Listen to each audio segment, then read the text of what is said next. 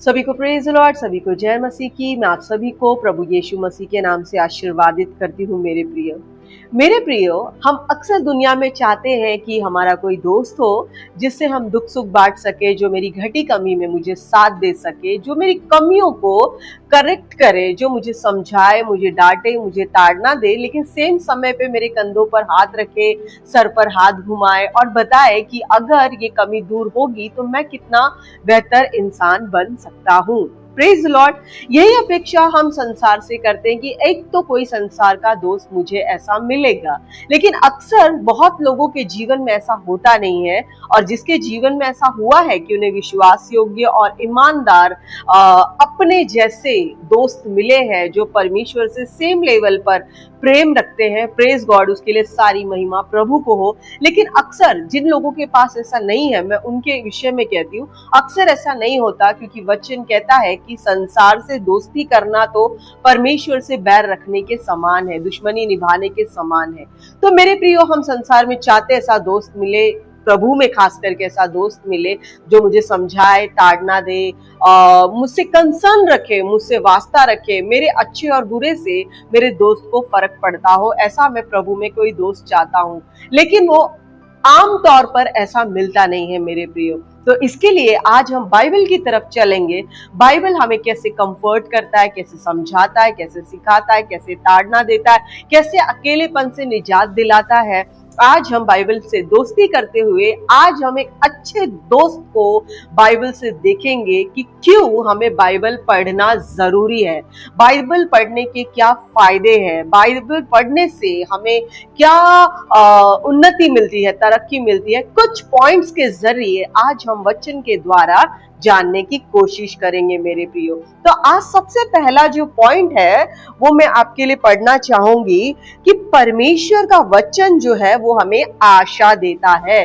परमेश्वर का वचन जो है हमें एक होप देता है, एक निराशा, अंधकार भरी परिस्थिति में हमें एक आशा देता है, क्योंकि वचन कहता है कि वो मेरे विश्वास का लंगर है। मुझे विश्वास है कि वो मेरे साथ है। तब आंधी तूफान जो समुद्र के समान है, जो संसार के दुख और तकलीफें जो समुद्र के समान है, उसमें मसीह मेरी आशा है। संसार की दुख तकलीफें, हिलोरे और लाटे और उसके थपेड़े, जब समुद्र के, दुनिया के थपेड़े जब मुझे तकलीफ देने के लिए, बेकरार करने के लिए आते हैं, तब यीशु मसीह का वचन जो है वो मेरे लिए उस तूफान में, उस आंधी में एक लंगर का काम करता है। वो मुझे हिलने नहीं देता, वो मुझे शेकी नहीं होने देता, वो मेरे पैरों को डगमगाने नहीं देता, लेकिन भजन संहिता कहता है कि वो मेरे लिए आशा का, उम्मीद का लंगर है मेरे प्रियो। तो वचन जो है वो हमारे लिए आशा है। जब हम निराश हो जाते हैं, जब हम अकेले हो जाते हैं, जब हम हताश हो जाते हैं, हमसे बात करने के लिए हमारे समझ को, दुख को समझने वाला जब कोई जायज व्यक्ति नहीं मिलता, ऐसे में बाइबल हमारे सामने होता है और बाइबल हमें एक आशा देती है, क्योंकि वो परमेश्वर के मुख से निकला हुआ वचन है, देहधारी हुआ वचन यीशु मसीह है। और यीशु मसीह कहता है कि मैं लंगर हूं, मैं आशा हूं कि भले ही दुख और तकलीफ तेरे डेरे के आसपास है, लेकिन मैं तेरी उम्मीद हूं। मुझ पे उम्मीद रख, हौसला रख, मैं तुझे ना अकेले छोड़ूंगा, ना मैं तुझे अनाथ छोड़ूंगा। तो परमेश्वर का वचन हमारे लिए एक दृढ़ आशा है मेरे प्रियो। वैसे हम दूसरे पॉइंट की तरफ चलते हैं कि परमेश्वर का वचन हमारे लिए आराम देने वाला है। Word of God is a comfort for us, comforter. वो हमारे लिए एक आरामदायक वस्तु है। बाइबल का वचन कहता है भजन संहिता 119 में कि तू मुझे विश्राम देता है, तू मुझे आराम देता है। जब हम बेचैन हो जाते हैं संसार की, घर की, पढ़ाई की, नौकरी की, अपने कोलीग्स की, अपने कलिसिया की, अपने दोस्त की, अपने भाई की, अपने पति पत्नी की, अपने लोगों की, जब हम बहुत चिंता करते हुए मानसिक रीति से हम अक्सर जब अस्थिर हो जाते हैं, चिड़चिड़े हो जाते हैं, डरे हुए होते हैं, हम अपनी कमी, हम अपनी खामी जब खुलकर कह नहीं पाते हैं, तो हम विचलित हो जाते हैं। और उस चीज में, उस विचलित कैरेक्टर में हमारा गुस्सा, हमारा चिड़चिड़ापन निकलता है, क्योंकि कहीं ना कहीं हम डरते हैं कि हमारी कमी, हमारी घटी, मेरा डर लोगों के सामने ना आ जाए, जिससे कि मैं दूसरों के नजर में कमजोर दिखूं।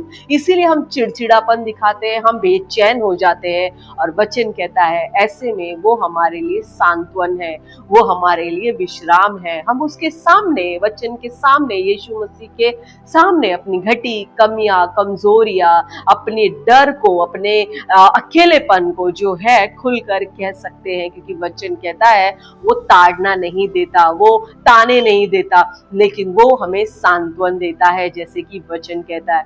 तो मेरे प्रियो, अगर आप डरे हुए हैं, थके हुए हैं, परिस्थिति से हार चुके हैं, तो आइए परमेश्वर के वचन में विश्राम लीजिए, क्योंकि वो हमारा कंफर्टर है। वचन कहता है डरिए मत, यहाँ वहां दोस्तों को मत ढूंढिए, कौन कलेशिया का संगी साथी मुझे समझाएगा, या कौन सा लीडर मेरे सर पे हाथ घुमाएगा, ये अपेक्षा बाद में करे। लेकिन उससे पहले जिसने हमारे लिए जान दी है, लहू के आखिरी कतरे तक बहा दिया है, और जिसने अधोलोक को हमारे लिए खत्म कर दिया है और स्वर्ग लोक में हमारे लिए सिंहासन लगाया है, उसके साथ में इफिसियों के वचन के अनुसार कि उसने हमें उठाया और स्वर्गीय स्थानों में बिठाया। तो आइए, जब किसी ने हमारे लिए इतना कर गुजरा है, तो जब वो कह रहा है कि मैं तुझे आराम दूंगा, तो चलिए हम अपने शरण स्थान दृढ़गर आराम की ओर चलते हैं, क्योंकि वो हमें विश्राम देगा। वचन कहता है मेरे प्रियो। तीसरा पॉइंट, परमेश्वर का वचन जो है वो हमें ताकत देता है, वो हमें सामर्थ्य देता है।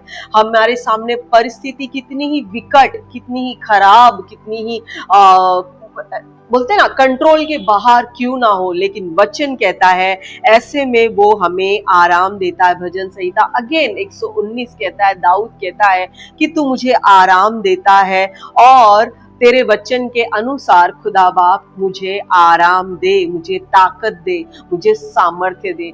जो सामर्थ्य का मालिक है वही सामर्थ्य दे सकता है। आप लोगों से, वस्तु विशेष से आप सामर्थ्य नहीं मांग सकते। कोई चीज, कोई व्यक्ति या कोई संगति या कोई भी चीज आपको सामर्थ्य नहीं दे सकता, क्योंकि ये सारी चीजों को, ये सारे लोगों को ही सामर्थ्य की जरूरत है। तो वो अपने छोटे कमजोर सामर्थ्य में से आपको क्या ही सामर्थ्य दे देंगे। तो मेरे प्रियो, दाऊद कहता है कि परमेश्वर तेरे वचन के अनुसार मुझे सामर्थ्य दे। तो आइए मेरे प्रियो, आज अगर आप तकलीफ में हैं, आप अकेलेपन में हैं, कमजोरी महसूस कर रहे हैं, अपने आसपास अकेलापन है, सुनसानपन है, अंधकार है, निराशा है, तो वचन कहता है यहाँ पर कि तू मुझे बल देता है। तेरा वचन बल है, तेरा वचन सत्य है, और सत्य के द्वारे मुझे क्या कर, पवित्र कर, ताकत दे, सामर्थ्य दे। दाऊद यहाँ पर परमेश्वर को पुकारता है। जब दाऊद तकलीफ में होता है, तब दाऊद कहता है कि मैं जानता हूं कि तू मुझे बल देगा। परमेश्वर का आत्मा हमें बल देने के लिए है। परमेश्वर का वचन, बाइबल का वचन हमें बल देता है। जब हम अकेले होते, निसहारा होते हैं, तब वचन हमसे बातें करता है कि ना मैं तुझे कभी छोड़ूंगा, ना कभी त्यागूंगा। Praise the Lord. भले ही दूध पिलाने वाली माँ एक बार को हमें छोड़ दे, पिता हमें छोड़ दे, लेकिन वो स्वर्गीय पिता, आत्मा का पिता, हमें जन्म देने वाला, हमारी रूह का मालिक हमें कहता है कि ना मैं कभी तुझे छोड़ूंगा, ना मैं त्यागूंगा। वो हमें स्ट्रेंथन करता है, वचन हमें स्ट्रेंथन करता है। जब हम बाइबल पढ़ते हैं, बाइबल का वचन हमसे बात करता है। वचन कहता है कि सुनने से, और मसीह का वचन सुनने से विश्वास आता है कि हाँ, परमेश्वर का वचन मुझे सामर्थ्य, बल और स्ट्रेंथ देता है। Praise the Lord. इसी तरह हम चौथे पॉइंट में चलते हैं, जहां पर वचन कहता है कि वो हमारे लिए मुश्किल समय में एक आनंद की बात है। जब हम बहुत डरे हुए होते हैं, अकेले होते हैं, बेसहारा होते हैं, परमेश्वर का वचन कहता है वो ऐसे में मेरे लिए आनंद को लाता है, शांति को लाता है, पीस को लाता है। वचन कहता है वो मेरे लिए शांति को लेकर आता है। मेरे प्रियो, वचन कहता है कि यीशु मसीह जो है वो शांति का राजकुमार है। आप सोचेंगे मैं थोड़ा टीवी देखकर शांति पा लूंगा, थोड़ा मोबाइल में गेम देखकर शांति पा लूंगा, या कोई तो ऑनलाइन गेम खेल लूंगा, या किसी फ्रेंड के साथ चैट कर लूंगा, या फोन कॉल कर लूंगा, मैं किसी को मिलने चले जाऊंगा, थोड़ा हैंग आउट करने चले जाता हूँ, थोड़ा नाइट आउट मार लेता हूँ, या कहीं ट्रैकिंग पे चला जाता हूँ, कहीं विल्डरनेस में अपने आप को थोड़ा सा लुक कर लेता हूँ। आप ऐसे पचासों चीजें दिमाग में सोचते हैं कि मैं यहाँ चले जाऊँ, वहां चले जाऊँ, हिल स्टेशन चले जाऊँ, कहीं भी चले जाऊँ, लेकिन वचन जो है हमारे लिए खुशी का कारण है। ये सारी मटेरियल चीजें हमें खुशी नहीं दे सकती। भले ही हम थोड़ी देर के लिए एक कश्मीर और शिमला घूमने चले जाते हैं, वहां की वादियां देखते हैं, नो डाउट हमें खुशी तो होगी, अच्छी चीजें देखकर आत्मा खुश होती है। लेकिन जब हम खुश हो जाएंगे, हमारा पैकेज जो भी हमने लिया है हफ्ते का 10 दिन का, जब वो खत्म होता है और हम वापस आने की तैयारी में फिर से हमारा इंतजार कर रही होती है और हमें घेर लेती है मेरे प्रियो। लेकिन असली खुशी जो है, बाइबल का वचन यहाँ पर दाऊद कहता है कि तू मेरा आनंद है। Praise the Lord. परमेश्वर हमारा रियल आनंद है। आप भले अंधेरे कमरे में बैठे हो, आप बड़े पड़ोसी के घर में बैठे हो, आप कहीं वीराने में बैठे हो, कहीं भी बैठे हो, लेकिन जब आप वचन को खोलते हैं, वचन कहता है कि वो हमारा आनंद है। और जब वो आनंद देगा तो उसमें मिलावट नहीं करेगा, वो प्योर आनंद रहेगा, वो किसी के कहने से जाएगा नहीं, वो कहीं छूटेगा नहीं, लेकिन एक सांत्वन, एक दिलासा, एक भरोसा होगा कि वचन मेरे साथ है, वचन को मेरी सुधि है। वो इस बात का आनंद हमें हमेशा दिलाते रहेगा। जैसे एक बच्चा गलती करता है मेरे प्रियो, तो बच्चा जब गलती करता है तो वो डर जाता है, और अगर ऐसे में उसका पिता आकर उसे कहे कोई बात नहीं, हो गया, मैं हूं, मैं संभाल लूंगा, ये एक बहुत बड़े धाड़स की और धीरज की बात है मेरे प्रियो। वैसे ही जब हम आज अकेले बेसहारा किसी कोने में पड़े हुए बेहताश होते हैं, तब वचन हमें कहता है डर मत, मैं तेरे साथ हूँ। Praise the Lord. तो खुदा बाप का ये शब्द हमारे लिए एक आनंद को लाता है, जॉय को लाता है, एक धीरज को लाता है, एक धाड़स को लाता है कि कोई बात नहीं, अगर मैं गिरा तो गिरा, मैं अकेले हुआ तो हुआ, लेकिन मेरा खुदा बाप, मेरा यीशु मसीहा वचन मेरे पास है, वो मुझे कभी नहीं छोड़ेगा मेरे प्रियो। वैसे ही परमेश्वर का वचन पढ़ने के फायदे एक और है कि जब हम वचन पढ़ते हैं, क्योंकि वचन कहता है कि सुनना मसीह के वचन से विश्वास को लाता है, और जब विश्वास आता है हमारे अंदर फल आते हैं। जब हम वचन पढ़ते जाते हैं तो हमें पता चलता है प्रभु है। जैसे इब्रानी 11:6 कहता है कि प्रभु के करीब आने वाले लोगों को ये विश्वास होना चाहिए कि परमेश्वर है। तो जब हम वचन पढ़ते हैं और तो वो वचन हमसे जिंदा होकर बातें करने लगता है। वो वचन जो है, लोगोस वर्ड जो है, वो हमसे बातें करने लगता है, हमें बताता है क्यों चिंता कर रहा है। देख, हजारों साल पहले इस पुस्तक में तेरे तकलीफों का निदान लिखा जा चुका है, तुझे पढ़ने की जरूरत है। जब हम ये पढ़ते हैं, हमारे अंदर धीरज आता है, हमारे अंदर पीस आता है, परमेश्वर के प्रति लव आता है, और फिर ये सारे फलों को उत्पन्न करता है। तो जब हम वचन पढ़ते हैं, प्रभु के करीब रहते हैं मेरे प्रियो, ये हमारे अंदर फल लाने के लिए सहायक साबित होता है। वचन पढ़ने से हमारे अंदर पवित्र आत्मा के फल आते हैं, प्रेम आता है, धीरज आता है, शांति आती है, भलाई आती है, कृपा आती है। सारे फल वचन को पढ़कर ही हमें गारंटी देते हैं कि खुदा हमारे साथ है, ना मैं अकेले हूं, ना बेसहारा हूं, लेकिन परमेश्वर मेरे साथ है। और जब हम उससे विश्वास करते हैं तो हम ये सारे फलों को अपने अंदर देखते हैं कि एक दृढ़ विश्वास होता है कि प्रभु है, प्रभु मेरे साथ है, वो मुझे कभी नहीं छोड़ेगा। Praise the Lord. हम एक और पॉइंट पे जाएंगे। परमेश्वर के वचन के आज्ञाकारिता के कारण बहुत से आशीषें हम पर आती है। वचन पढ़ने से आशीषें हम पर आती है। वचन पढ़ने का एक और फायदा है मेरे प्रियो, वचन के करीब, वचन को चिपक के रहने का एक और फायदा है कि आशीषें हम पर आती है। Praise the Lord. वचन कहता है लूका 11वें अध्याय का 28वां वचन, blessed are those who heard the word of God and observe it। जो वचन सुनते हैं और उसे ग्रहण करते हैं वो धन्य है, वो आशीर्वादित है, वो ब्लेस्ड है। वचन ऐसा कहता है।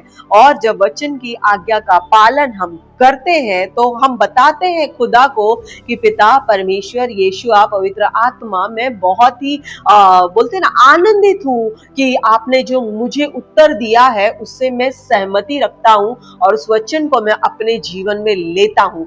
जब हम इन सारे वचनों को जो हम पढ़ते हैं, जिन हालातों से हम गुजरे हैं और जिन हालातों में वचन हमसे बात करता है मेरे प्रियो, जब हम उस वचन को ग्रहण करते हैं कि हाँ खुदा, आपने मुझे वचन के जरिए मुझसे बात की है, तब जब हम स्वीकार करते हैं, अंगीकार करते हैं, कबूली करते हैं, वो वचन हमारे ऊपर आशीषों को लाता है। Praise the Lord. तो वचन पालन से एक और फायदा है, वचन पढ़ने से एक और फायदा है कि इससे हमको आशीष मिलती है। Praise the Lord. हम एक आखिरी और पॉइंट में जाएंगे। पॉइंट कहता है कि परमेश्वर का वचन पढ़ने से हम जो है अपने उद्देश्य की ओर बढ़ते जाते हैं। ये हमारे उद्देश्य को पाने में सहायता प्रदान करता है। परमेश्वर का वचन जब हम पढ़ते हैं तो ये हमारे लिए आशीर्वाद और उद्देश्य को पाने के लिए बोलते हैं ना, साबित होता है, सच्चा साबित होता है। यशायाह का वचन कहता है 55वें अध्याय में, जैसे बरसात और बर्फ आकाश से गिरती है और वो निष्फल हुए बिना नहीं जाती, मतलब अगर बरसात हुई है किसी जमीन पर और जमीन ने उस बरसात को सोखा है, तो वहां से घास हो, बीज हो या कोई भी चीज हो, वो अंकुरित होगी और समय पर वो बढ़ेगी, और अगर फल वाला पेड़ है तो वो अवश्य बढ़कर एक दिन फल जरूर देगा। तो परमेश्वर का वचन भी ऐसा ही है। जैसे चार भूमि के विषय में कहा गया है, चौथी भूमि के बारे में मैं कहती हूँ कि अगर भूमि अच्छी है, अगर उस पर हल चला हुआ है, भूमि मरु है, वो नर्म है, तो वहां पर जब परमेश्वर का बीज गिरता है और पवित्र आत्मा का और वचन का पानी, ओस वहां पर गिरता है, तो निश्चय ही वह अंकुरित होगा, पेड़ बनेगा, पौधा बनेगा और उसमें अवश्य फल उगेंगे। यहाँ पर लिखता है कि word of God will help us to achieve the purpose in Lord. परमेश्वर का वचन हमारे उद्देश्य को पाने में हमारे लिए सहायता करता है। जैसे बरसात निष्फल हुए बिना वापस नहीं जाती, वैसे ही परमेश्वर का वचन अगर किसी हृदय पर गिरा है तो वो निश्चय ही निष्फल नहीं होगा, वो सही समय पर, उचित समय पर अवश्य फल लाएगा। कोई 100 गुना, कोई 60 गुना, कोई 30 गुना, लेकिन वो निष्फल नहीं होगा। अब ये डिपेंड करता है आपकी भूमि कितनी उपजाऊ है, 30 गुना, 60 गुना या 100 गुना। जैसी आपकी भूमि, आपका हृदय, आपकी मानसिक हालात, परमेश्वर पर विश्वास जैसा आपका मजबूत है, फल भी उतने ही नंबर में, उतने ही प्रतिशत में आपके सामने, आपके जीवन में, आपके आसपास में आएंगे मेरे प्रियो। क्योंकि यहाँ पर क्लियर डिक्लेयर करता है वचन, घोषणा करता है आइज़ाया 55 10 और 11 की, जैसे बरसात निष्फल हुए बिना वापस नहीं जाती या टलती नहीं, वैसे ही परमेश्वर का वचन अटल है, वो कभी निष्फल नहीं हो सकता। उसने कहा है होगा, आशीष मिलेगी, वो लंगर है, वो साथ नहीं छोड़ेगा, वो अब हमको बुद्धि देगा, वो हमें कंफर्ट देगा, तो डेफिनेटली वो देगा। बस हमें विश्वास करना है इब्रानी 11:6 के अनुसार, क्योंकि वचन कहता है कि खुदा के पास जाने वाले को ये विश्वास होना चाहिए कि खुदा है। अगर हम ये विश्वास करते हैं कि वो है, तो हम अवश्य बाइबल से दोस्ती करेंगे। अगर हम विश्वास करते हैं कि वो मेरी दुआओं को सुनता है, तो अवश्य हम उसके साथ प्रार्थना में बातें करेंगे। अगर वचन कहता है कि वो हमारे साथ है और कभी अकेला अनाथ नहीं छोड़ेगा, तो वो अवश्य हमें कभी अकेला अनाथ नहीं छोड़ेगा।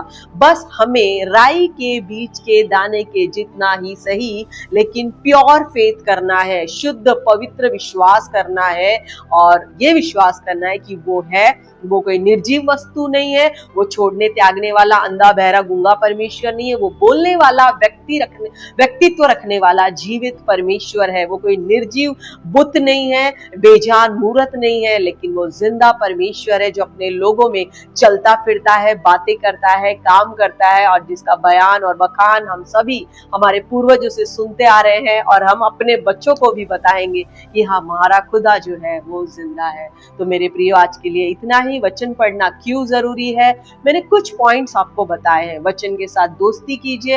वचन में हर बातों का जवाब है, बाइबल में हर बातों का जवाब है, सिर्फ हमें पॉन्डर करना आना चाहिए। सिर्फ दुख और तकलीफ में ही बाइबल को ना खोले, लेकिन जब आप आनंदित है तो जरूर बाइबल को खोलिए, ताकि तकलीफ आने के पहले ये जान ले कि ये आत्मा में पहले से तैयार है। तकलीफ तब आती है जब उसको दिखता है कि ये घर जो है ये झाड़ा बुहारा है, इसमें ना वचन है, ना आराधना है, ना संगति है, ना प्रार्थना है, ना वचन से लोडेड है। जब वो शत्रु देखता है कि इसका घर तो पूरा खाली पड़ा है, ना इसमें कुछ भी नहीं है, आराधना नहीं, स्तुति नहीं, वचन नहीं, संगति नहीं, लव नहीं, कुछ नहीं, परमेश्वर के प्रति पहला प्रेम नहीं, तो वो दुष्ट आत्माओं को लेकर आती है। तो मेरे प्रियो, अपना घर झाड़ा बुहारा नहीं लेकिन वचन से सजाया हो। Praise the Lord. आज के लिए इतना ही। आई होप आपको समझा हो कि परमेश्वर का वचन पढ़ने के, बाइबल से दोस्ती करने के कितने सारे फायदे हैं। और भी बहुत से हैं, अगर खुदा बाप ने चाहा तो मैं बाकी के पॉइंट्स भी लूंगी, लेकिन आज के लिए बस इतना ही। सभी को praise the Lord, God bless you and love you all.